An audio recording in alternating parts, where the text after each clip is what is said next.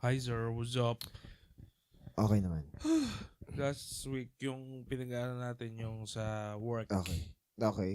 The Yes. impact to ba ang workplace ko? Hindi naman yun yung title. Okay, di ba? sige.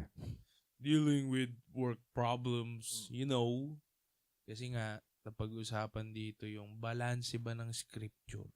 Yes. Di ba? Ah, Parang sabi mo nga sir, mayroong utos dun sa anak. May utos siyempre din sa magulang. magulang. Hindi siya one way lang. Hindi siya one way. So, kasi madalas nagagamit na, sabi ng Bible, sumunod kayo sumunod kayo mga anak. Mm. Galang nyo ang iyong ama, di ba? Pag may mga abusive nga na isang side, nagagamit pa yung mga verses para sa kanilang pang-aabuso ba? Yes. Ay! Yun din, sa trabaho din, may ganun. Sa slave, Okay. and then sa master. So, Okay. nung time na yon nila, nung araw, meron talagang slavery. Kaya, yun yung command sa kanila. Kasi may slavery nun eh. Okay. So, ang tao doon, slave saka master. Okay. Na-relate naman natin ngayon bilang si boss. Okay. Saka ikaw na empleyado. Okay. Parang ganun. So, bilang empleyado, ano ba dapat ang pakitungo mo sa boss mo? Paano ka ba dapat magtrabaho? So, sinabi doon na hindi porkit nakikita lang. Okay. Marami tayong diniscuss. Alam mo, maganda ngayon sa AI age natin ngayon. Okay. Di ba, in-upload ko na, no? Sa Shnotify. Okay. Nakikita mo, tinatitlean niya. Yung timestamp. Oo, meron din akong ano nun eh. No? Saan ba yun? Meron akong Tina-timestampan niya eh, no? Parang dito sa 33 minutes. meron akong application, Notebook LM. Mag-upload ka ng material, tapos pwede kang gumawa. Siya automatic maggagawa ng podcast gamit yung material mo. Tapos pwede ka rin magtanong sa kanya. Meron ka ba sir application na kayang AI na kayang gumawa ng org chart? Ng organizational chart. Wala pa ako na-encounter. Pero ako na-try ko yung Gemini eh. Mukhang kaya eh. Mukhang kaya. yung AI, it should just be assistive. So, ibig sabihin, hindi niya dapat palitan yung critical thinking skills ng tao. Sana yung gumagamit nito is mataas na yung critical thinking skills. Kaya niya ginagamit to is... Oo. Pero kunwari, at the early age is nag-AI ka, hindi kasi madidevelop ng maigi yung critical thinking skill mo. Yun yung cons nun. Yes. Kung hindi ka nasanay na nagki-critical thinking kapag walang AI, magiging dependent ka sa AI. Pero ngayon, si Gemini, kahit ano pa lang iutos mo dun, medyo... Ang mahirap, kunwari, walang AI, hindi ka makasagot ng maayos kasi, yun. Naging dependent ka ngayon. Yun din. Sa music, may apply ko yun kasi ako, by ear ako natuto. Hindi ako natuto pa nung mga YouTube era pa na lahat may tutorial. So, by ear. So, may pros din yun na parang...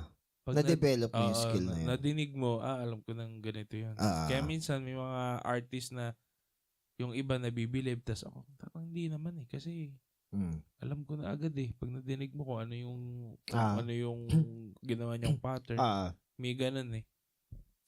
So, yun. Maganda yung technology. Sumabay tayo dyan, walang problema. Pero, naalala ko. Okay. Yung essay ko nung araw. Okay. Nananalo dahil nga dinramahan ko lang. Technology kasi yun. Okay. Tungkol sa technology, parang ayoko lang umabot pa ng region yung panalo ko doon. Parang ayoko lang pumasok. Sige na nga, para di ako pumasok. Na lang tayo. Sali tayo sa essay. Tapos nanalo. Ang ang tema doon, paano nakakatulong ang teknolohiya sa panahon ngayon. Okay. Okay. Parang umikot lang naman na maganda yan, maganda lahat yan. Maganda yun, ganito, ganyan. Tapos sa bandang dulo. Pero, tao pa rin. Parang parang pageant. Pero sa dulo, tao pa din. Natural resources pa din ang kailangan sa technology. Ang tawag dito, yung technology kasi neutral yan eh. Wala. Amoral. Neutral yan. So therefore, wala siyang form ng morality. Kung ano lang yung morals nung gumagamit. Yun. Tama. Ngayon, sa yung mga flood control na yan, kaya mga iba, mga cash, ano bang madaling mahuli? Yung cashless o yung may cash na transaction? Depende kung may alam ka naman both. Okay, kasi kung cashless transaction na may mga rin no? May mga naman yan, digital footprint naman kasi yung mga yan Tama. Kaso nga lang ang problema kapag nagtatakipan yung mga nasa itaas hanggang dun sa nasa ibaba. So mahirap mahuli yung pagkaganon. So moving on, nandito na tayo sa last chapter ng ating Colossians. Yes, and then syempre move on tayo sa next chapter. Kung naabutan nyo po itong book na to, nagsimula tayo ng Matthew, nasa Colossians na tayo. Okay. So simulan na natin sa 2. 2 lang? Hanggang 4. Okay. Lagi kayong mag-pray. Isipin nyong mabuti ang sinasabi nyo pag nagpe-pray kayo. Ano ba yun? Yo, check! Isipin nyo daw mabuti ang sinasabi nyo pag nagpe-pray kayo. Okay, sige. Maganda yan At magpasalamat kayo sa Diyos.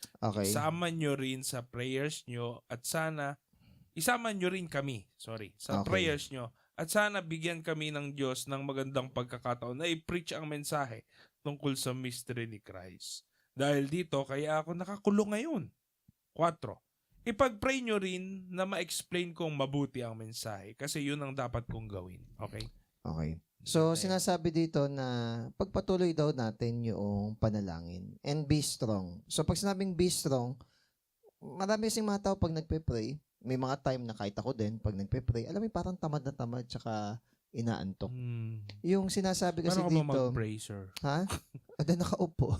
Sa paggising ko, kunwari, hindi pa ako naggagawa ng mga dapat gawin. Basa muna siguro ako ng verse of the day, ganyan. Pag nagmamadali. Then mag-pray muna.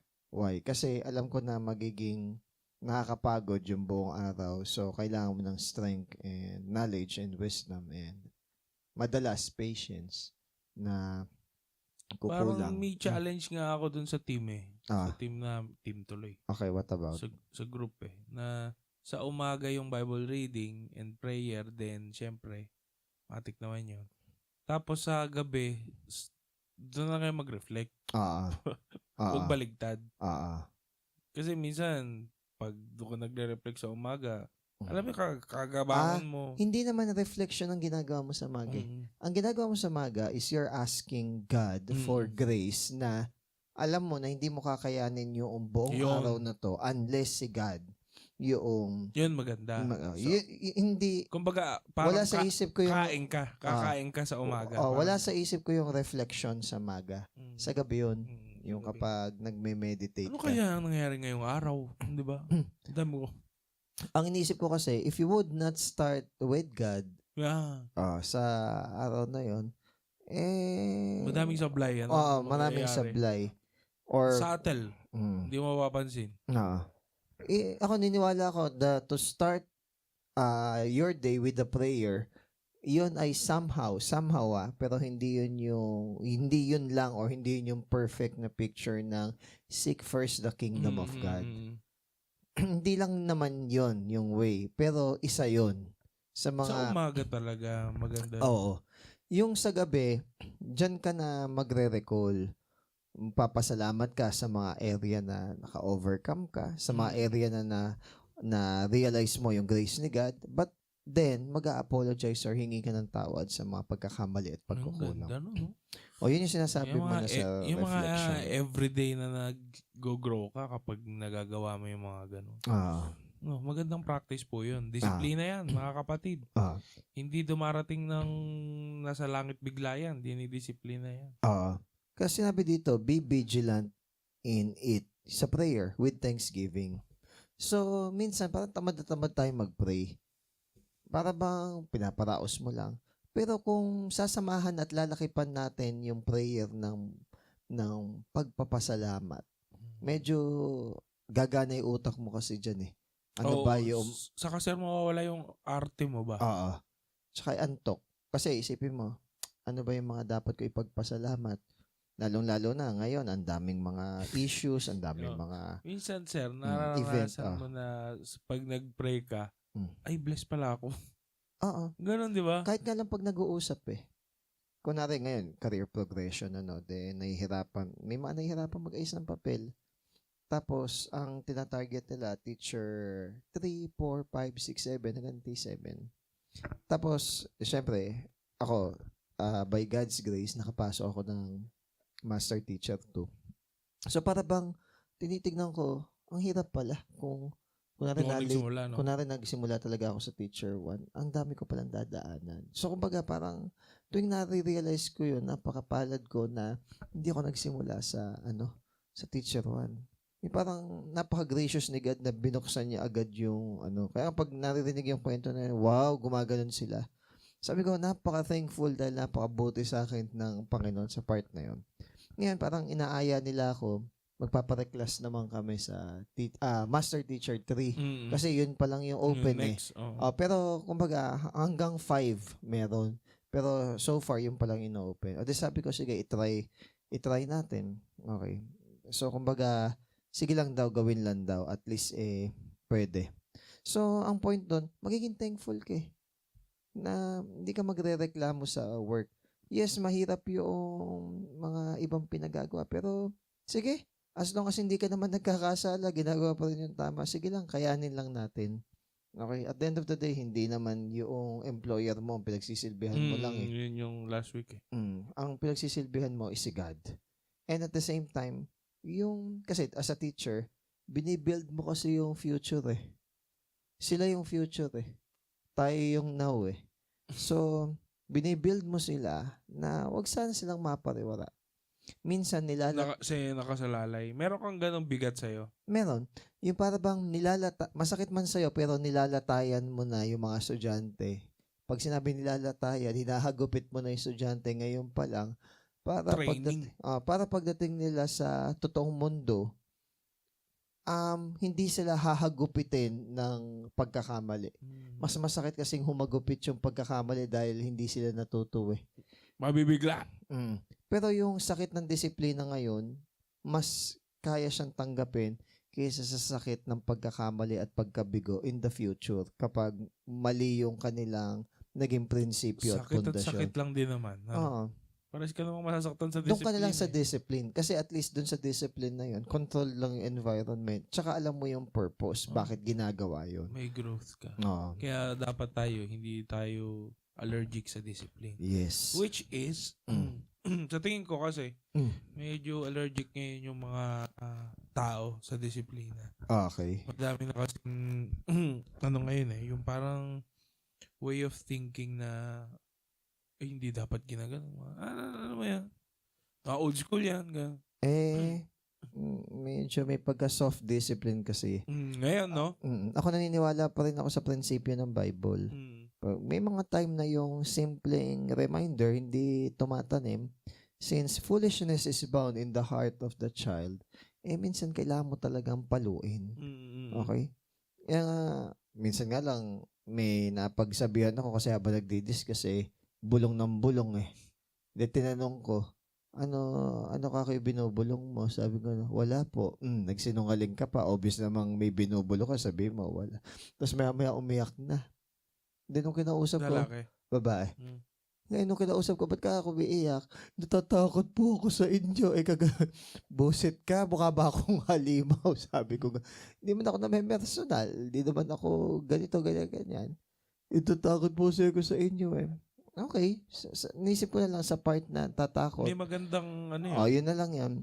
Win-win na rin ako doon. Pero sabi ko, kung sa akin pala natatakot ka na, paano pa kapag nag-college ka? Toxic na boss. Di ba? Hindi, pag nag-college pa lang, may teacher na nagmumura, may teacher na talagang walang pakialam sa'yo. Paano pag ganun pa yung kinaharap mo? Iiyak na lang po ako. Hindi ganun, sabi kong ganun. I-ano mo yung sarili mo, i-develop mo yung character. Dev ka pa naman. And then, so somehow nag-sorry siya, pero nag-apologize din ako. kung ganun yung dating sa kanya, ganun. Pero kung sa tingin mo na wala kang ginagawa, wala kang dapat ikatakot. Wag mo isipin na ganun. Tinatanong kita kung ano yung binubulong mo, baka kasi related sa topic natin, i-discuss ko, isasama ko sa discussion. Hindi naman pala related. O yun. Maging respectful ka tayo.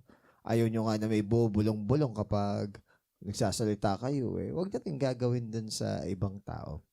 So, kumbaga, since nasa topic na tayo ng prayer, even si Paul dito, no, binabanggit niya na isama pa rin sila sa prayer. Di ba binanggit din yan sa Thessalonians na, brethren, pray for us. Hindi dahil kailangan ni Paul ng prayer sa mga personal na bagay sa kanyang buhay. Hindi. Kundi para magkaroon ng open doors. Tungkol dun yung prayer para may paliwanag daw niya yung gospel magkaroon ng open doors, okay, sa ibang mga lugar. So ngayon, as I ought to speak, ibig sabihin is even though Paul was in chains for his faithfulness to the gospel, he knew that he ought to speak in a way that would make it manifest.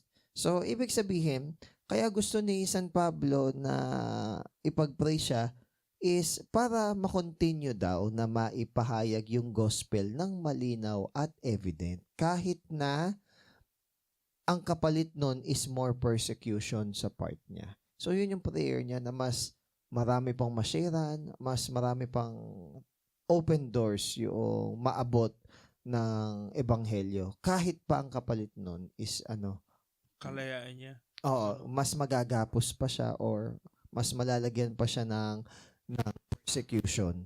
Yun ang goal niya. Yun ang heart niya. Next, 5-6. Pagkasama nyo ang mga hindi naniniwala kay Kristo, maging matalino kayo at huwag nyong sayangin yung time na yun.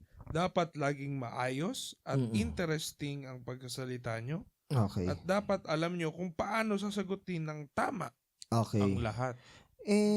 Yung Christian life kasi, hindi lang siya nakatago sa closet prayer. Kailangan meron din yan manifestation in public na maayos tayo makipag-usap. Hindi pa pwede yung parang hindi tayo pwedeng passive lang. Hindi yung madalas sinasabi na hindi mo kasi ako kilala sa personal. Di ba? Hindi pwede ganun. Tapos hindi rin pwede na yung parang yung way natin ng pakikipag-converse, yung parang napakalatang-lata, yung parang napaka-dull, napaka-boring. Lagyan naman natin ng pagiging interesting yung way natin ng pakikipag-usap. Try to understand yung kausap mo. Empathy? Sympathy. Try to understand yung kausap mo.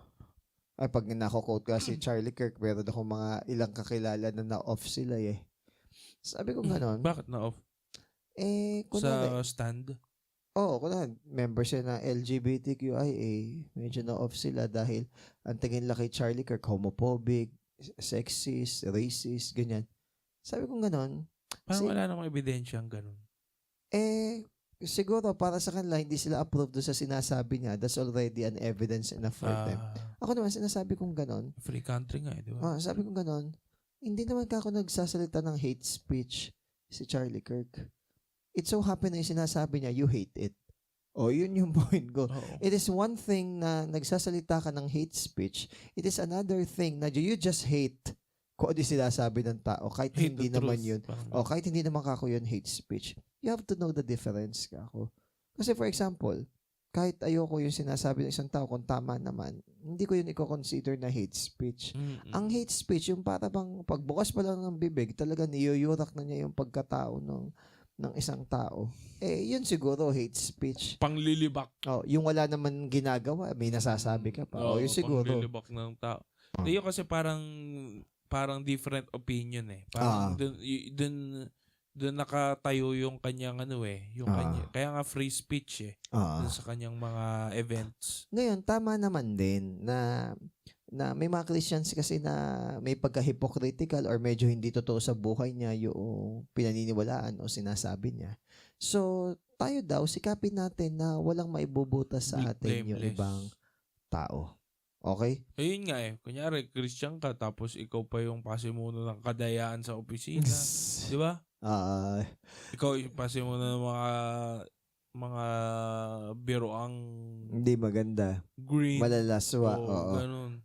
Kaya nga, dapat... Kaya nako-confuse tuloy. Oo.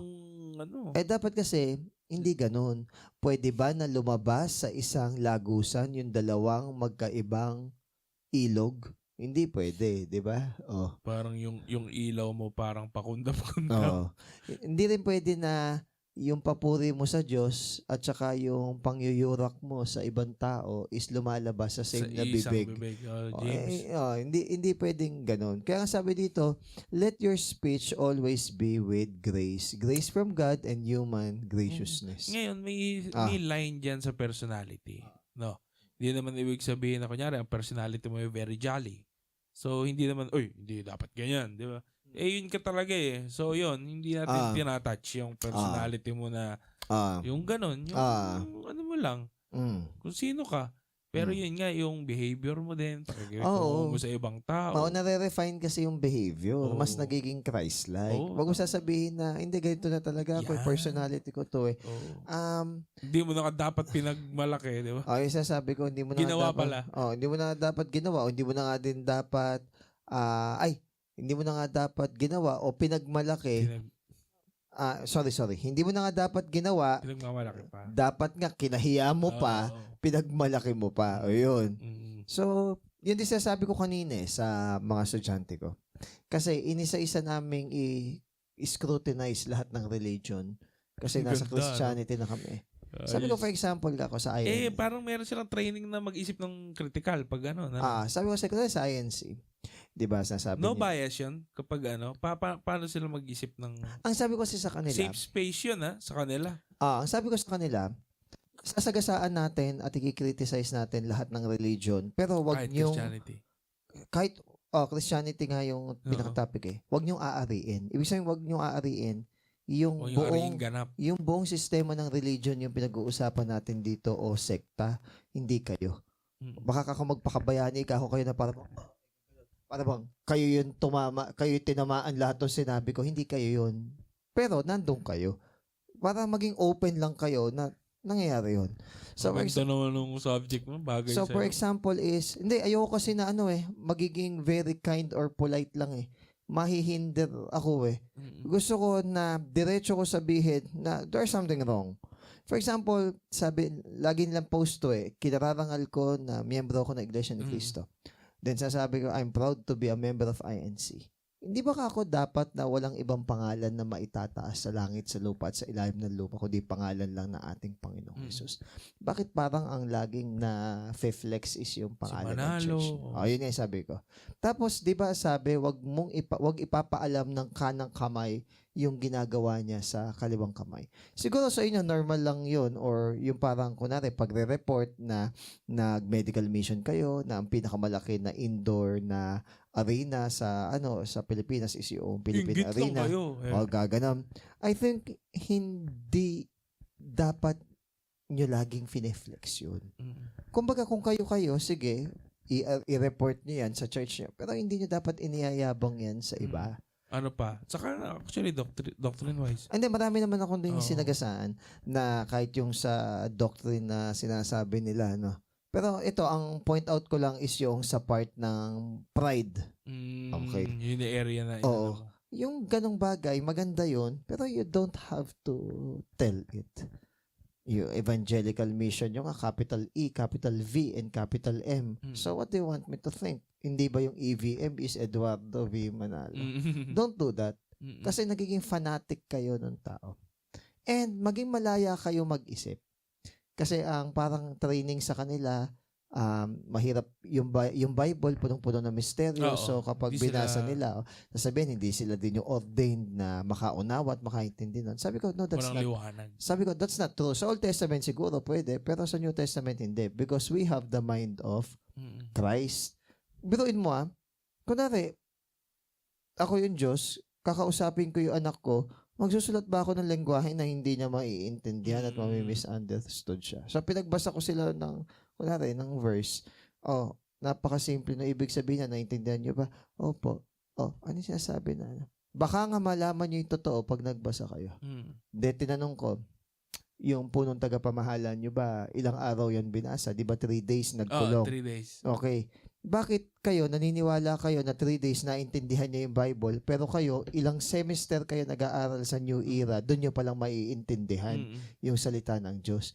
Hindi ganun. Wala ka akong partiality si God. So, ibig sabihin, pwede rin kayong matuto kahit ilang araw on the amount na itinakda ng Diyos. So, wag niyong sasabihin na siya lang yung pwedeng makaunawa ng salita ng Diyos. Form ng ano yun eh. Manipulation. Actually, it's a form of manipulation. Yun yung sinabi ko sa kanila. Kapag hindi nyo kako pwedeng questionin ang pare, pastor o ministro nyo, mag-ingat kayo. Baka sila na kasi Diyos nyo. Even si David nga at saka si Job, kinwestiyon nila si God eh. Tapos hindi pwedeng questionin yung turo and doktrina nyo. So, hindi dapat ganun. And, pinakamainam ka ako na safeguard dyan, walang pinakamataas na tao sa inyo. Dapat may counsel. Kahit na siya pa yung pastor o punong tagapamahala, kailangan niya mag-submit pa rin sa elders. Ayun. Yun yung pang-safeguard dito. So now, eto, balik tayo dito. Sabi, you know how to answer each one. Minsan wag nating apologetics. Minsan wag nating ikahon na, di ba sabi nga ni Kuya Joe, para bang, sabi niya, siya daw hindi mag-spend ng time na mag-apologetic kasi para sa kanya, parang, hindi naman sa kwan, pero parang medyo waste of time daw yun. Ako naman baligtad. Sa akin, hindi yun waste of time. May tanim pa rin doon. Kasi may mga tao that they are really eager to understand and really eager to know. Word pa rin naman ni God yung isi-share mo. Principle pa rin naman ni God yung isi-share mo. And the good thing with having conversation as an apologetic is you try to encounter questions na hindi mo pa naririnig before pero it's valid. Yeah, kasi kung paano mag-isip ang tao, saan sila nanggagaling, ano ang value nila. Kasi ang tao may kanya-kanyang ano yan parang pinanghuhugutan kung ano importante sa kabuhay nila. Bakit sila nandun? Di ba?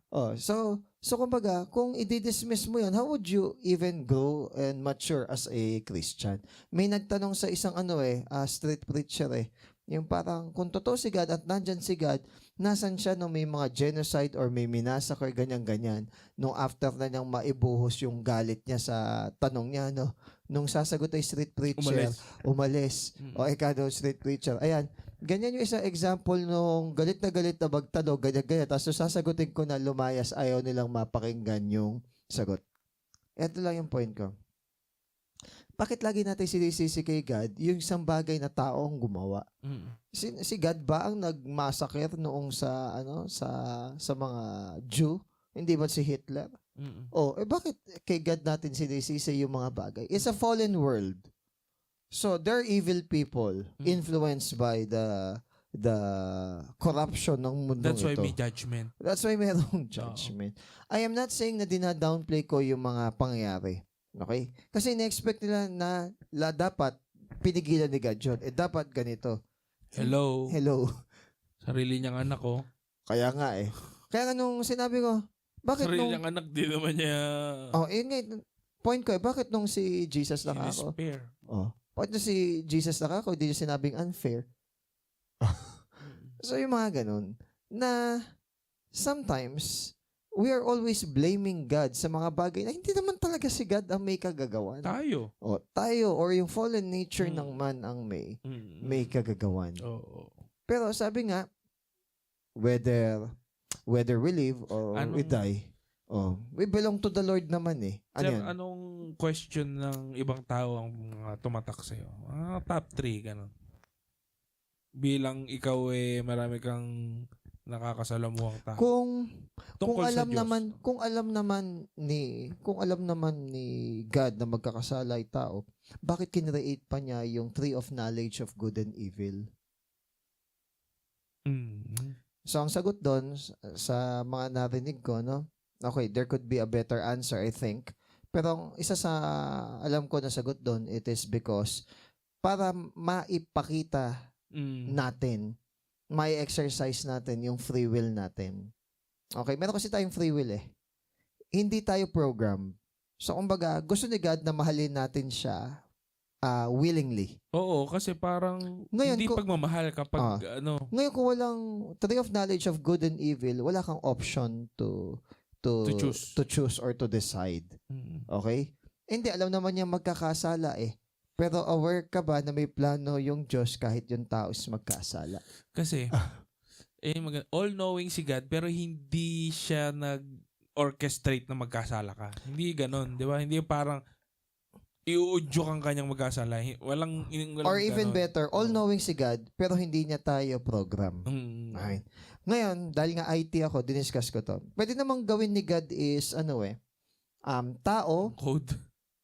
Code. Program eh. Tao, sinfulness, 0. Pwede namang ganun gawin ni God eh. Patience equals infinite. Knowledge equals infinite. Pero bakit hindi ganon yung ginawa ni God? It is because ayaw niya tayo na maging robot or mindless creation. Binigyan niya tayo ng ability to choose and the ability to love Him. So, yun yung gusto ko sabihin na point. Yun yung isa sa medyo mahirap na tanong na bakit pa niya kinreate. It is because He gave man the ability or the opportunity to choose and to love Him. For His own glory din. For His own glory. Yung pangalawa na medyo mahirap na tanong is, bakit yung Christian sumusunod sa word ni God? Sumusunod lang ba kayo dahil takot kayo mapunta sa hell? Hindi, kung sumusunod lang kayo dahil gusto nyo mapunta sa hell, ano pinagkaiba nyo sa aso na nakatali? Yun. Ganda ng niya, ng perspective niya. Ngayon, ang sagot ko is, why do you think na ang doctrine ng Christianity is kaya sumusunod yung Christian is because takot siyang mapunta sa impyerno? Sabi ko, go to 1 John chapter 4 verse 17 and 18. Yung tao na nagmamahal sa Diyos is wala ng fear sa judgment. Kasi inalis na yun. Hindi na siya doon nag-ooperate. I would understand na sa umpisa... Perfect love casts out fear. I understand na sa umpisa, yun yung ginamit siguro ni God, yung fear na yun, para manumbalik ka sa Kanya, para bumalik ka sa Kanya, para iwanan mo yung kasalanan. Healthy naman yung fear na yun eh. Okay. Pero, hindi yun ang doctrine talaga ng Christianity. Ang doctrine ng Christianity is magawa mong mahalin si God. Na naging totoo na yung pagmamahal mo, hindi mo na motivation yung hell. Ang motivation mo na is natutunan mo nang mahalin or na-appreciate or nakilala mo na si God. Hindi takot. Hindi na takot ang motivation. Pag-ibig. So sabi ko, your argument na parang nakatali tayong aso is actually a wrong image because of a wrong thinking na yun ang doctrine ng Christianity. Sa religious, oo. Kahit nga yung estudyante ko na Christian na-realize na, okay, ganun pala yun. Yes, yun din yung point na hindi tayo na-save by our own merit. Yun din yun eh. Kaya kahit na masunurin ka, hindi mo iyayabang yung pagiging masunurin mo eh. Yun yung pinapoint out ko. Tapos yung panghuli na medyo tumatak sa akin, bakit may kinreate si God na mga merong tawag dito? Merong deformity. Ayan. Napaisip din ako doon. Ganda nun ah. Okay. Si God, may mga binigay na deformities sa ibang tao. Para, actually, though masakit man, it is a form of grace ni God para yung tao na yon is may constant reminder or para i-humble yung tao na yon na patuloy na manalig kay God. Sabi ng iba, parang napaka-sadista naman na ganun. Saka part din ng fallen nature ng world. Yes, pwedeng yung magulang niya is ganito, ganyan-ganyan na may ginawa, kaya yung anak is ganun. Pero may pagkakataon naman na hindi. To bring glory to God. May ganun. Nung pala, yung blind man, di ba sabi, neither. Wala naman nagkasala. Sino may kasalanan? Wala naman.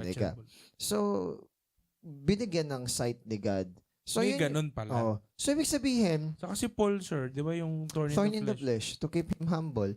So, kumbaga, may mga ganun tanong na if you're not an apologetic, you would not encounter those questions. Parang, kung wala kang ganong experience, parang one trick pony ka lang, Ayun nga. Ayoko ng ganun.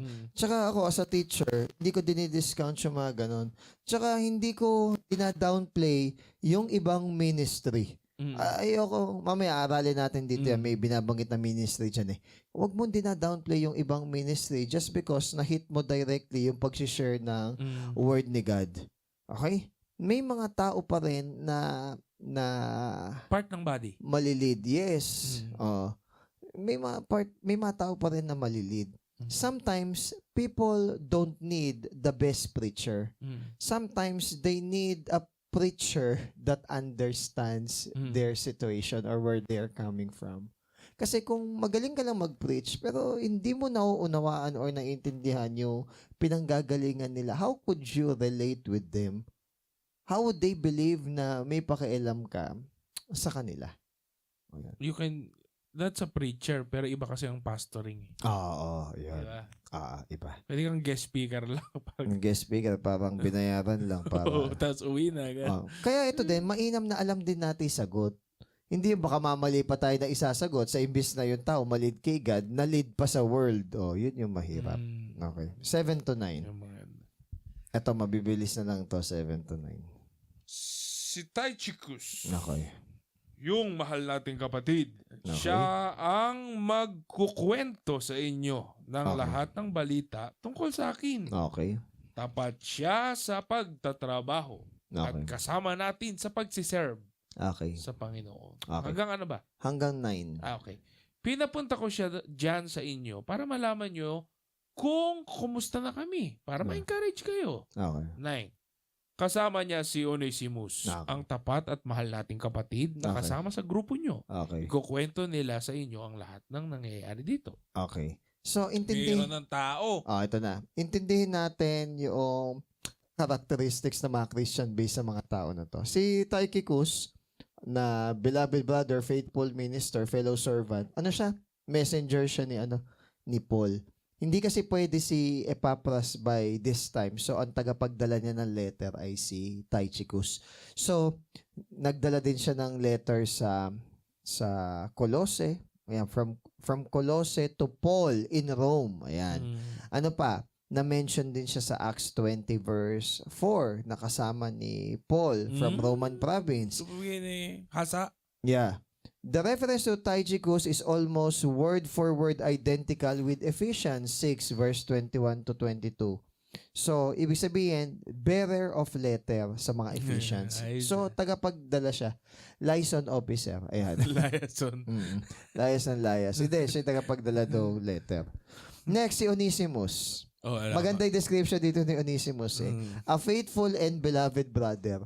Pwede naman niya sabihin na si Onesimus ito yung tumakas na alipin na ibinabalik ko sa kanyang master. Wala namang ganun eh.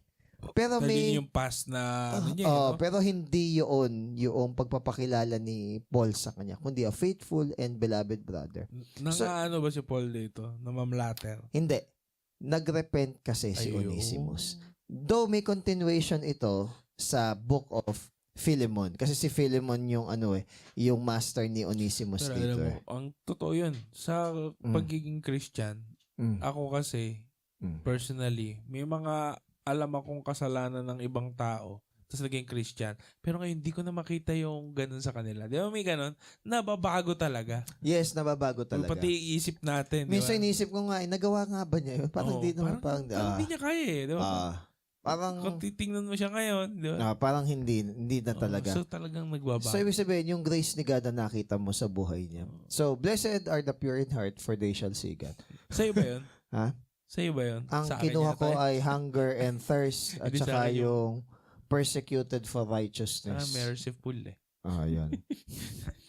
Yung medyo hindi pa evident sa buhay ko, wag na lang muna. Okay?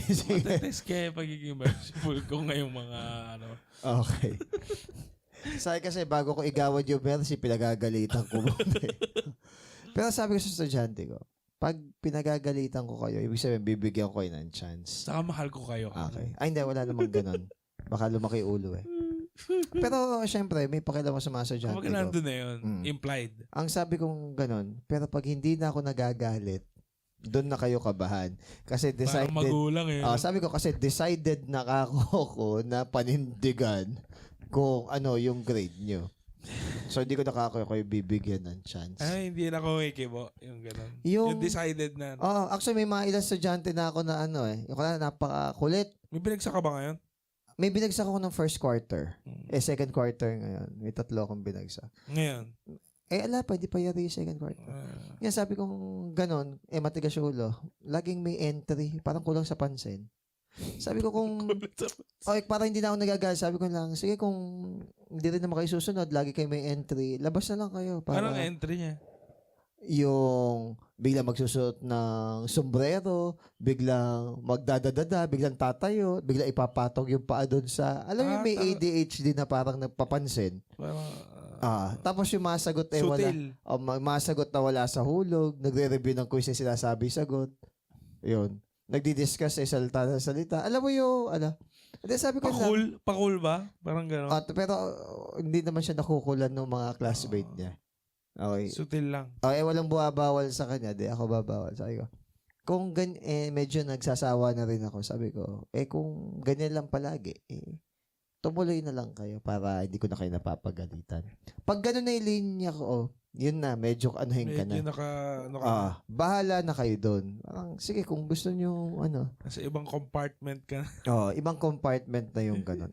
Ayaw din naman mag-ayos ng mga kulang. Sila bahala doon. Okay, next. 10 to 11. Sige, 10 to 11 tayo. 10 to 11 na. Kinukumusta kayo ni Aristarchus? Ako, si Aristarchus. Okay. Kasama ko siyang nakakulong. Okay. Si Mark din na pinsan ni Barnabas. Hello daw. Okay. Nasabihan na kayo na darating dyan si Mark, di ba? Okay. Paki-welcome siya. Okay. Kinukumusta rin kayo ni Joshua. Tinatawag din siyang Justus. Okay. Silang 3 lang ang mga Jewish Christians na kasama kong nagsiserve para sa kaharian ng Diyos. Malaking tulong sila sa akin. Okay, sige, isa-isayin natin. Si Aristarchus, medyo nakakatawa to Lagi niyang kasama si Paul kapag may nangyayaring di maganda kay Paul. Hindi ka siya yung parang balat. Nung na-shipwreck si Paul, kasama niya si Aristarchus. Yung identity niya? Nung may mga mob na humuhuli kay Paul, kasama rin niya si Aristarchus. Hindi kaya si Aristarchus balat sa puwet. Hindi, joke lang. Hindi. Tingin ko, sir, mataas ang niya, ang AQ. AQ. Adversarial quotient. Oo, na parang siguro pagkasama niya, parang hindi niya nararamdaman yung problema. Baka may ganun. Okay. Pero ang point lang dito daw.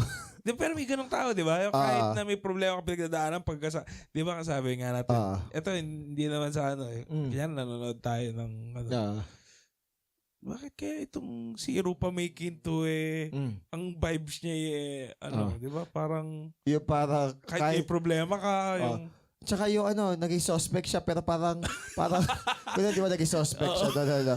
Yung parang siya yung suspect na gusto mo na hindi makulong. Parang gano'n. Parang wala siyang hater, no? Ayun guys, sabi nila. Si Rupa Mekito daw yung tao na wala kang kilalang hater. Parang oo nga, ba't walang si Bitoy din. Wala pa isip din, walang known na hater talaga or parang significant na. Yeah. Kagano, hindi po ako negosyante. Isa lang po ako komedyante, kagano. Wala po akong negosyo. Alam mo yung seryoso na, Tapos pwede kang ma-convict dun sa krimen. Siguro, hindi ka ganun to? Hindi, siguro naman, ito, sabi dito, he was also with Paul when he set sail for Rome under his Roman imprisonment. Fellow prisoner. Pero sabi ng ibang mga commentator, pinili daw nitong tao na to na maging parang slave ni Paul. Okay? Kasi nga siguro, dahil nga nakilala niya si Christ, parang malaki yung utang na loob niya kay so parang yun na yung buhay niya, no? Yun. Dito ka na ibubuhos buhay ko. Pero siya ay Jew. Jew yung heritage. Kasi tatlo sila eh. Yung pangalawa naman dito ay si John Mark. Yun ang iwan sa kanila sa ere araw. Di ba? Yung sa Book of Acts. Ayun na yun. Pero nababacktrack niyo yung Acts natin. Pero yung nakahidwaan ni Paul. Ang nakahidwaan ni Paul yung pinsan niya, si Barnabas. Kasi nga, sabi ni Paul, wag na isama si Mark kasi nag-depart siya noong kasagsagan ng pag-evangelize natin. Now, hold back na tayo. Wag natin siya isama. Si Barnabas, dahil pinsan niya si John Mark, hindi isama natin. So, nagkaroon sila ng conflict. Though sad yung nangyari na yon, alam naman, nakaganda dahil mas kumalat yung word ni God on both parties. Pero again, hindi doon kasi nagtapos yung kwento. Na-reconcile si Mark. Kasi, tignan mo, siguro mas tumapang si Mark, nagkaroon ng boldness and compassion. Si Paul din, may epekto sa kanya. Yes, mas naging less harsh si Paul. Kumbaga, nag-grow in grace daw si Paul. Paul kasi mainit ng mga, mga in-debut kasi niya. parang general may parang call the shots. Parang ba kailangan advance yung the coordinates. Parang laging gigil. Yun. Init. Sabi ko, hinay. Para bang hinay lang. Na as you grow older, we grow in grace dapat. Na hindi na natin kailangan ipilit. Maganda yung kwento. Redeeming redeeming. Actually, sa bandang dulo nga, dalawa na lang binabanggit na pangalan si John Mark at saka si Epaphras na nagbibigay ng comfort sa kanya. Dating nang iwan. Oo. Pero ngayon, wala nang iwanan. Na-corner ako. Pwede ka rin sa politiko. Okay. Ang dating magkaibigan. Okay, next. Jesus, who is called also Justus. Wala namang masyadong binanggit dito, kundi isa siya sa mga comforters ni Paul. So sabi dito, my fellow workers. So ibig sabihin, mga kasama niya to sa pagpapalaganap ng kingdom ni God. Whether active man na nag-share, pero I think nag-a-assist sa kanya. Yan. Mamaya, makikita natin, hindi lang mga Jew ang kasama ni Paul. Next, verse 12 and 13. Alright. Kamusta daw? Sabi ni Epaphras, member siya ng grupo nyo at servant siya ni Christ Jesus.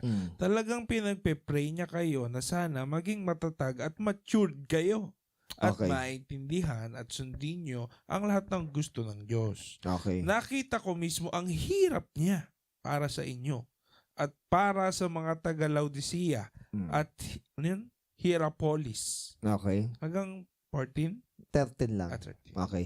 Si Epaphras, isa to sa mga kasamahan ni Paul. Iba nga parang isip is parang isa siya sa mga disciples with Timothy and inner Titus. circle, gano'n. Ngayon, Big three. Yeah. Ngayon si Epaphras, siya? Okay yung prayer life niya. Kaya okay rin yung care niya sa mga churches. Kasi 'di ba? In June. Kasi 'di ba, messenger din siya, pero nung hindi siya available, ang pinadala si Aristarchus, 'di ba? So, kumbaga, is very helpful siya at saka kapwa bondservant siya ni Timothy at saka ni Paul. Papansin mo, isa sila sa ilan lang na mga tao na nakalagay is bondservant of Jesus. Isa siya doon, si Timothy tsaka si Paul. Hindi lang siya masyadong sikat. Hindi man lang masyadong sikat, pero wala nang problema. Hindi natin alam hindi rin kasi natin alam ng panahon na yun. Kahit hindi siya masyadong, pero siya is kilala naman doon sa mga churches. Sa Church of Colossus, ayan, kilala naman siya doon. Ang point ko lang is, siguro sa atin, hindi siya masyadong kilala. Dahil wala naman tayo noong time na yun. Pero yung nakasulat na pero doesn't matter naman. Sabi nga, bakit merong bulaklak ng cactus na tumutubo sa disyerto? Wala naman nakakakita. Syempre, ang sagot doon is, it's all for the glory of God.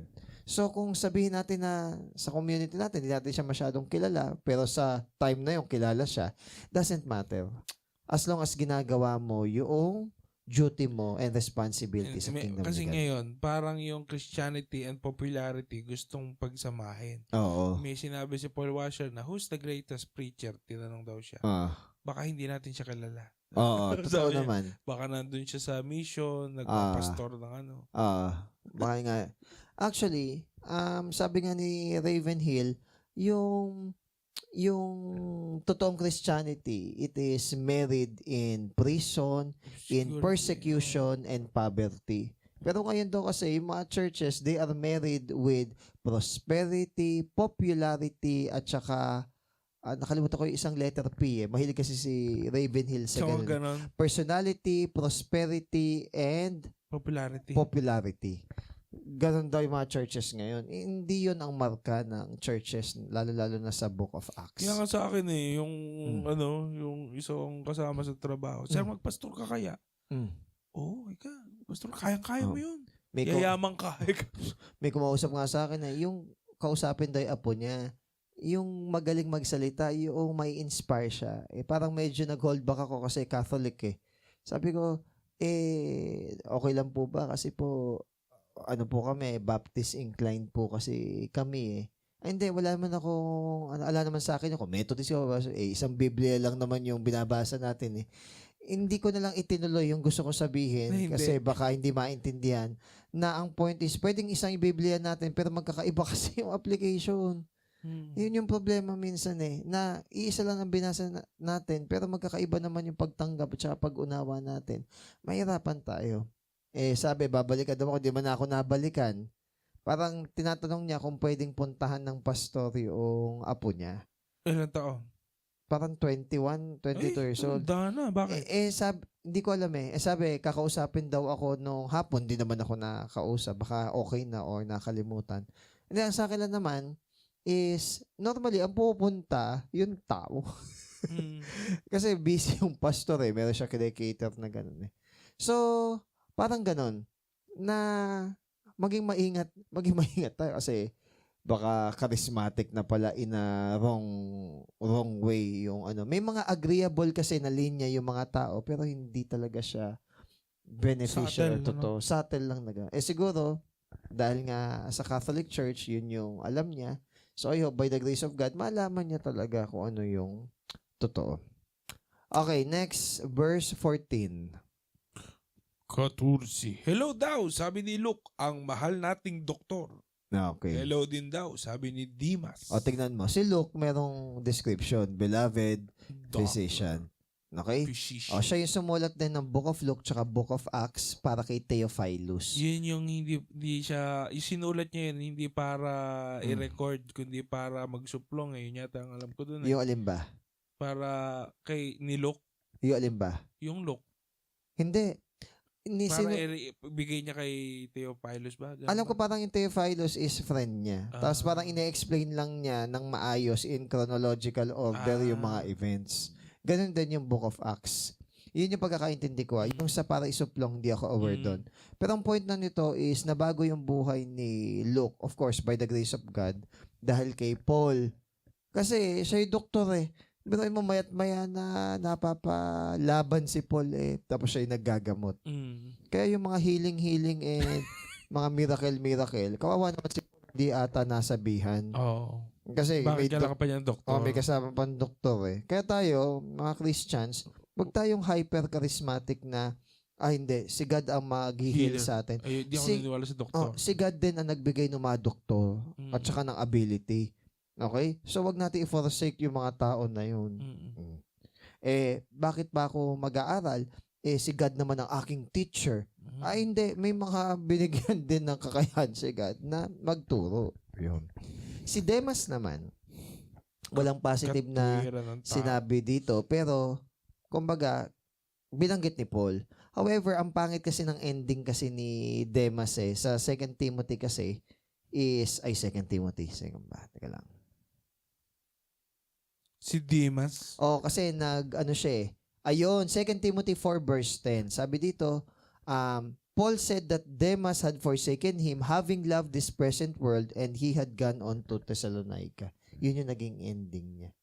Parang iniwan niya si meron din hindi Paul. Nagtuloy. Meron din nagtuloy. Na Demas. Yan. Sa umpisa lang. Okay? Na Demas. Okay, next. 15. Check. Okay. Ikumusta niyo ako sa mga kapatid diyan sa Laodicea at kay Nympha at sa church na nagmi-meet diyan sa bahay niya. Okay. Makinig. Sabi dito, greet the brethren who are in Laodicea. Tandaan natin, ito yung same na church na ni-rebuke ni God sa Revelations. Teka lang. Okay. Yo, check! Ba't kaya gumaganon? Nadidinig niyo ba? Siyempre, Okay. hindi niyo Yo. Sige, ganyan na lang. Okay. So, tandaan natin yung Laodicea. Oo. Ito yung isa sa mga ni-rebuke na churches sa Revelations. Oo. Okay. Ito ay... Anong issue dyan? Kalimutan ko yung issue na to eh. Teka lang. Natin. Okay, sige, balikan na natin. Nakalimutan ko yung... Sige. yung I-research sa natin. Laodicea. Pwede ko na may research ngayon. Sige. Laodicea Revelations. What's the problem of the Laodicea? Hulaan mo nga. Wala. Hindi ba yan yung Jezebel? Jezebel spirit? Andito, teka lang. Parang yun eh. Lukewarm. Lukewarm. Okay. Oo, Balikan natin. lukewarm. Ito ay katabing church ng Colossae at saka ng Hierapolis. So, ang paniniwala ng ibang mga scholars, yung mga ibang mga letters and epistles, binabasa siya in a cyclical method. Ibig sabihin, hindi lang isang church yung binabasahan. So, ibig sabihin, may mga letters na katulad nito, dapat basahin din sa Laodicea. Ayun, okay. Siguro, medyo hindi nag-hit yung Laodicea doon sa mga yun. So, nagkaroon ng problem. Ngayon, binanggit naman dito, move tayo kay Nymphas. Nymphas yung may debate kasi dito whether si Nymphas ay lalaki or babae. Sa iba kasi, Nymphas, lalaki, masculine. Sa iba naman, Nympha, that is feminine. Regardless. Okay. Pero regardless, mas ang inclination na lalaki si Nymphas. So, sinasabi lang dito na nung araw, yung church sa bahay talaga. Sa bahay talaga nag-i-start. Doon sila nag-gather. Yun lang naman yung point nun. Okay, number 16. Pag nabasa nyo na ang letter na to, basahin nyo rin ito sa church sa Laodicea. Siguraduhin yung babasahin nyo rin yung sulat ko na manggagaling doon. Yun yung point. Okay? May kumakalat na letter ni Paul sa Laodicea. Kaso lang problema, parang hindi siya canon. May mga discrepancies siya. Yun din eh. Kasi sa Acts eh. Nung fifth... Natatandaan mo yung Acts natin. May mga letters na hindi naman galing kay Paul eh. So, ang point nun, maaari hindi totoo. Sir, ibig sabihin nun ba na kulang yung Bible? Hindi. Hindi naman kulang yung Bible. Kung ano man yung na-canon na nailagay dyan, sapat yun. Kung nawala man yung ibang letter, it means na kahit yun, hindi siya ganun ka-important compared dun sa mga na-canon na natira. So, mahalaga yung reading nung letter na to, hindi lang sa particular church, kundi ibinabasa din pala ito kahit sa ibang mga churches. Cyclical. May mga pinagdadaanan ng mga churches or sabihin natin na papasahan ng letter. Pwedeng ganun, send to all. 17. At pakisabi kay Archippus. Okay. Siguraduhin yung matatapos mo ang trabaho na tinanggap mo sa Panginoon. Ang paniniwala nila na ito si Archippus ay either anak ni Philemon or kamag-anak ni Philemon. Alam naman natin na si Philemon is naging Christian din, di ba? So, yun. Pero, niremind niya dito si Archippus na... Ano ni Philemon? Siya yung master ni Onesimus. Tama. Okay. Nga sabi dito, tapusin mo yung gawin mo yung ministry mo. May mga tao kasi na kinamamatayan na, hindi pa rin ginawa yung ministry nila. Okay, basahin natin to. Yung take heed to the ministry is encouragement daw to kay Archippus na kasi si God, nagbibigay siya ng ministry sa mga tao niya.